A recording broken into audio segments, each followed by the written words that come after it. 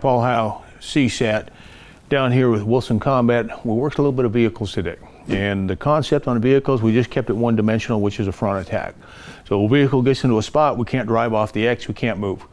Now, the shot was about 60 yards, and it was too far for a windshield shot, so we came out to the V. We engaged it with a pistol. Show you that a pistol can engage people out to 100 yards pretty easy, especially 9mm, they're flat shooting. So we can get people down, using cover, put bullets into them at that distance, as long as you train at that distance. So again, your flat range training needs to go into the vehicle environment. Vehicles, we're in them all the time. So we set up there, pistol shot, and then we decided we couldn't move and we had to fight to our rifle. So what we did is we bailed out of the vehicle.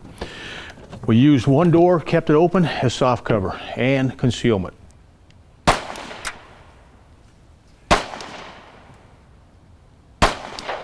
There are either too many of them or they scatter. We got to go to a bigger weapon system.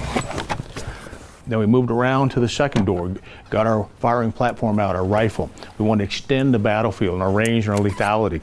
So with that, we left the second door open. We kept our head on a swivel looking around, because now, once that first shot is fired, it's a moving battlefield.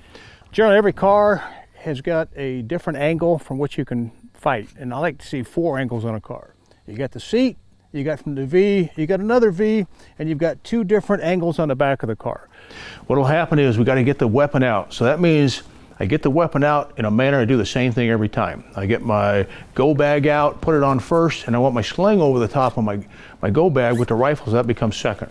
Now I kept my rifle unloaded, so I have to go through the same load sequence that I do every time on a flat range to get that rifle to go bang.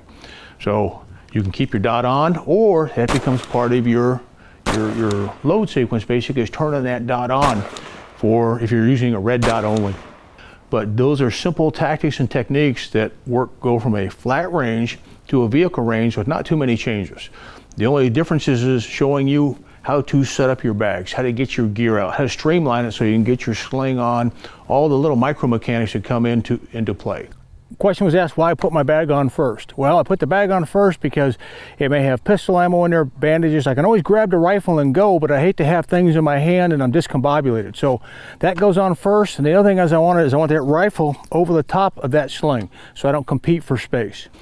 Now, the optics you pick have to have a good zero, and it has to hold a zero after day in and day out going from vehicle to house. When you pull it out, it has to work.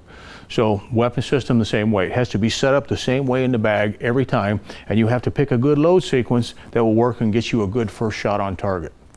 So I hope this instructional video helps you on the vehicles and the bailouts, and I will see you on the range.